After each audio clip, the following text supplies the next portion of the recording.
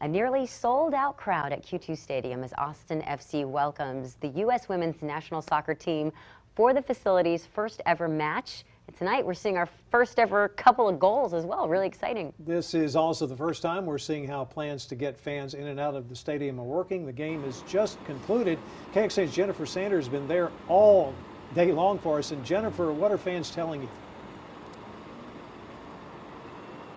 Well, many of the fans I spoke to, even just a few moments ago, they said the process has been fairly smooth. They are a little concerned about the crowds headed back to areas like the Domain because they feel like the parking situation, the traffic situation might increase a little bit. But they said many of them took advantage of off-site parking, and they say that is helping them really ease the process ahead of Saturday's game. Fans in large crowds crossing Burnett Road headed to Q2 Stadium. It's a preview of the season ahead. There are 2 new traffic lights or traffic signals that have gone up, which are going to be active today to help mitigate some of those impacts getting to and from the stadium on event days. APD officers managing traffic flow and Q2 parking staff manning shuttles and transportation.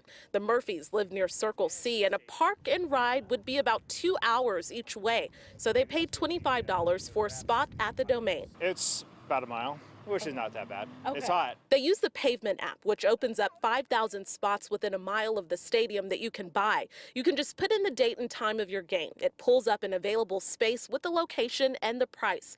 The walk ranges from 10 to 30 minutes and costs roughly $35. Some local businesses and homes can also sell spots on the app. We would protect most of the spots for the tenants here in our building because a lot of them operate during days, especially for weekend games. So I don't know how many spots we would really have to rent out or lease out. Dr. Johnny Franco owns this lot across the street and is considering renting out spaces. Other businesses, though, have signs enforcing towing and fines.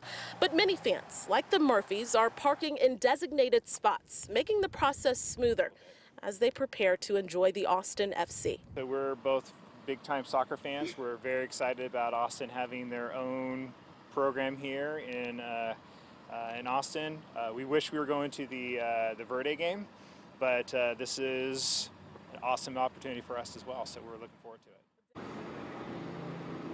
So a lot of excitement ahead of this weekend's game. Cat Metro has increased capacity and extended hours of service. The staff here at Q2 Stadium tells me they're really going to assess what happens tonight and adjust accordingly ahead of the weekend. Live at Q2 Stadium, Jennifer Sanders, KXAN News. And the transportation options to get to and from Q2 Stadium differ greatly from what we saw during the first year of the Grand Prix at the Circuit of the Americas. COTA opened for the very first Formula One race in Austin in 2012. That year, they had about 500 shuttle buses and 450 buses from Capital Metro. They also had nearly 1,000 taxi and charter bus permits. And there were more than 15,000 parking spots out there, but COTA has had a much higher capacity for fans, 120,000. And back in 2012, ride-sharing companies like Uber and Lyft were not operating yet in Austin. Q2 Stadium has 3 designated parking lots, but how does that compare to other soccer stadiums? We looked at Sporting Kansas City. They play at Children's Mercy Park. They have 5 designated parking lots, plus a partnership with a nearby casino where they provide shuttle service. ADA parking is available in those lots and at Nebraska Furniture Mart with shuttles. That stadium seats even fewer people than Q2 Stadium, with less than 19,000 seats available.